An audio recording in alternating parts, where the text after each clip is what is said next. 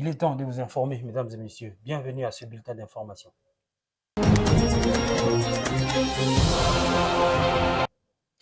On va démarrer ce bulletin avec cette information. Le Conseil des affaires d'État chinois a annoncé la levée prochaine des droits des douanes sur les importations provenant de 6 pays africains, notamment l'Angola, la Gambie, le Mali, Madagascar, la Mauritanie et la République démocratique du Congo. En effet, cette mesure, qui concerne environ 98% des produits imposables, prendra effet le 25 décembre 2023. Parmi les produits exemptés de tarifs douaniers, on retrouve des articles variés tels que le café, l'huile de palme, le coton, le cacao, les fruits de mer et les épices. Auparavant, ces marchandises étaient soumises à des taxes à leur arrivée en Chine. Et puis, l'aviation angolaise prête pour le dispatching du matériel électoral en RDC, selon une annonce de la presse de l'agence congolaise de presse, une annonce qui a suscité un élan d'espoir en RDC où, à un peu plus d'une semaine de la tenue des élections, le problème logistique se pose avec acuité, mais jusque-là, aucune annonce et de la presse et des autorités de l'Angola qui s'est fait encore attendre. Suivez ce récit de Patrick Ilunga. À Kinshasa, tout le monde reste suspendu à la réponse que le gouvernement doit donner à la requête de la Commission électorale nationale indépendante. La CENI a besoin de 4 avions et 10 hélicoptères pour l'acheminement du matériel électoral.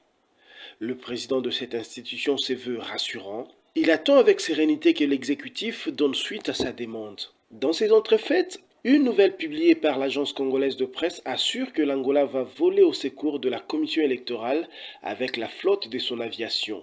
L'agence évoque des sources concordantes de Luanda qui seraient d'accord pour cet appui logistique afin d'acheminer le matériel électoral sur toute l'étendue du territoire national. La flotte aérienne angolaise viendra en appui au dispositif mis en place par la RDC, selon un officiel congolais.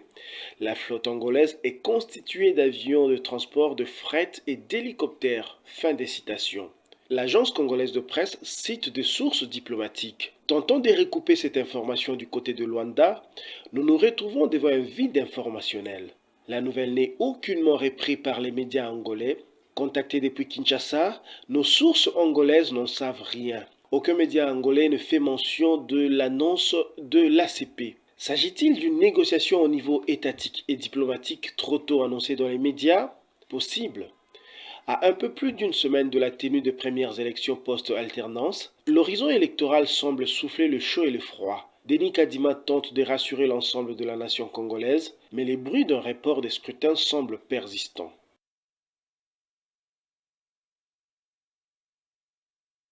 On va aller en province. Dans une mission d'itinérance à Tiabi, une localité dans le territoire d'Iromo, en province de l'Ituri, le gouverneur militaire, le lieutenant-général Johnny Luboya Kanchama, appelle les hommes en uniforme au respect des règles d'engagement pendant la période électorale, tout en saluant les efforts consentis par le contingent et les contingents indonésiens de la MONUSCO. Le lieutenant-général Luboya a aussi conscientisé la société civile locales, les jeunes ainsi que les membres de communautés vivant dans le Banyali Tchabi à éviter toute manipulation contre les partenaires et préserver les acquis de l'état de siège. Suivez.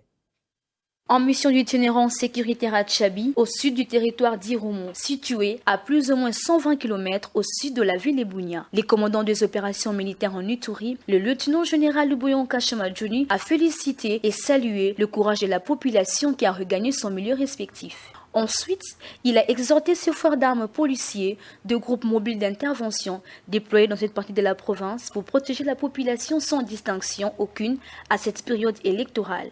Chemin faisant, accompagné du commandant de 32e région militaire, du secteur opérationnel et du chef bureau de la MONUSCO, les patrons des opérations militaires en Ituri, le lieutenant-général Luboya Kanchama Johnny est allé à la base de la MONUSCO où il a rehaussé les morales des contingents indonésiens avant de le féliciter d'avoir respecté les règles d'engagement et de comportement vis-à-vis de certains jeunes manipulés contre le casque bleu, soldats de la paix. Ce n'est pas des petites choses comme ça parce qu'on vous a lancé des pierres, parce qu'on vous a lancé des injures, que vous pouvez être démoralisé. C'est pour dire que nous, les militaires, nous sommes forts. Et cela doit rester dans vos têtes toute votre vie. Parce que les populations, elles sont comme ça. On ne répond pas n'importe comment. Il y a ce qu'on nous apprend comme, on appelle ça, discipline de feu, les principes d'engagement. Et donc, je suis content parce que vous avez observé cela en tant que militaire. Vous n'avez pas engagé les civils parce que vous savez que ce n'est pas l'ennemi. Garuda!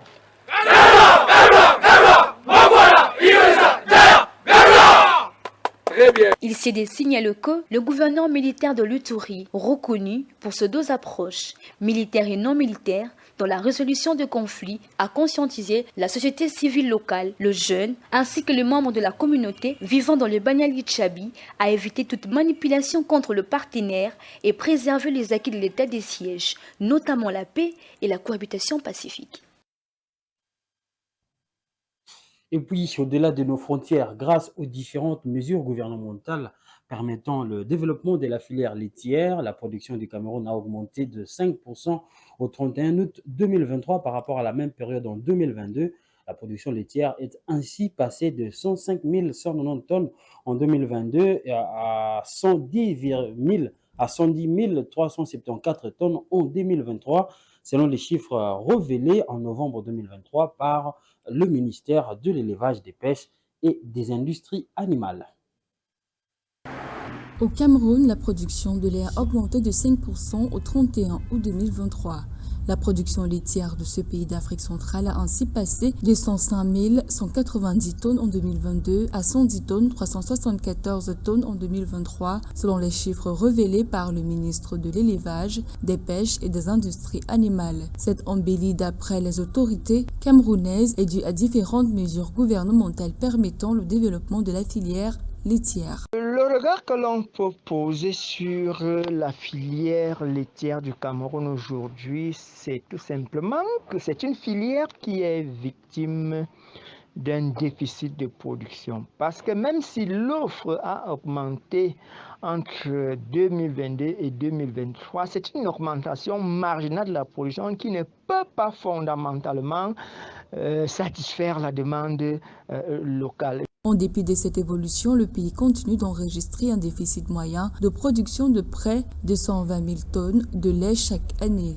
Ce déséquilibre entre l'offre et la demande est compensé par des importations de produits laitiers qui coûtent chaque année près de 20 milliards de francs CFA à l'État camerounais. Afin de réduire ces déséquilibres, le Cameroun a acquis entre 2020 et 2023 495 vaches laitières. Il s'agit des génises gestantes de race Montbéliard dont la production laitière est estimée à 40 litres de lait par jour. Les producteurs laitiers et toute la chaîne de valeur est victime d'un ensemble de difficultés qui ne permettent pas à cette filière de se développer. Et la conséquence va se ressentir sur l'absence ou alors la quantité de produits laitiers qui est mise dans le marché et le consommateur est victime, n'est-ce pas, de la réduction de ces niveaux de consommation et par conséquent le pouvoir d'achat est affecté.